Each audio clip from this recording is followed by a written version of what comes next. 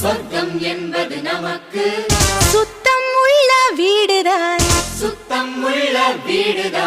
சொர்க்கம் என்பது நமக்கு சுத்தம் உள்ள வீடுதான்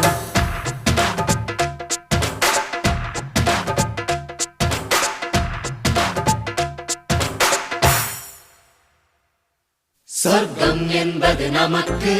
சுத்தம் உள்ள வீடுதான் சுத்தம் என்பதை மறந்தால் நாடும் குப்பை மேடுதான் சொர்க்கம் என்பது நமக்கு சுத்தம் உள்ள வீடுதான் சுத்தம் என்பதை மறந்தால்